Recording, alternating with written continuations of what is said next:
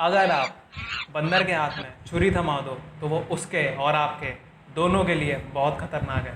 अगर मैं कहूँ उस बंदर का नाम माइंड यानी दिमाग है तो वो गलत तो नहीं होगा। तो चलो सुन लो, मेरी नहीं भगवान की, क्योंकि उन्हें सबकी आवाज़ आती है। Now the point is this बंदर could be the best of the friend as well as the worst of the enemy. पर अब दिक्कत तो यही आती है कि इसे अपना फ्रेंड बनाए कैसे। तो आइए जानते हैं दो important lessons from Bhagavad Gita to controlling the mind. तो चलो बिना किसी बकवास के शुरू करते हैं। कभी कभी क्या होता है, जो करना है उसमें तो मन नहीं लगेगा, लेकिन जो कर चुके हैं उसमें मन बहुत लगता है। Now think of it as a two student theory. Both were having exam the next day.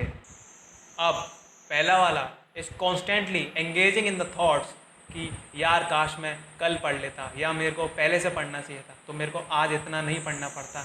And the second one is also having exam the next day, but the second one is totally engrossed, being focused well into his or her studies.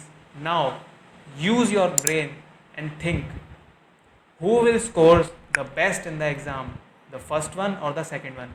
अब यही दिक्कत अर्जुन को भी आई थी।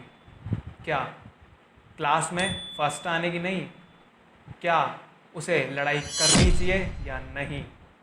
Then Bhagwan helps and said, you have a right to perform your prescribed duty, but you are not entitled to the fruits of the actions. Now consider yourself to be the cause of the results of your activities and never be attached to not doing your duty. Simple कहा जाए तो कर्मों पे अधिकार है, कर्म फल पे नहीं। पर बात आती है ध्यान यानी कि फोकस अपने कर्म यानी कि काम पर लगाएं कैसे, क्योंकि दिमाग तो कर्मफल में ही त्रस्त व्यस्त चारों खाने पस्त रहता है।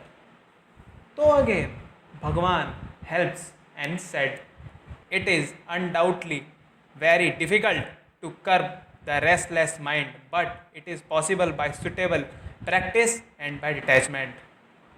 मतलब कि कुछ डूज और कुछ डोंट फॉलो करके you and me can possibly control the mind. अब वो डूज एंड डोंट क्या हैं जानना चाहते हो? सॉरी सॉरी सॉरी, तुम तो बोलोगे नहीं, पर चलो लिख देना कमेंट्स में कि किस टॉपिक पर तुम्हें दूसरी वीडियो चाहिए।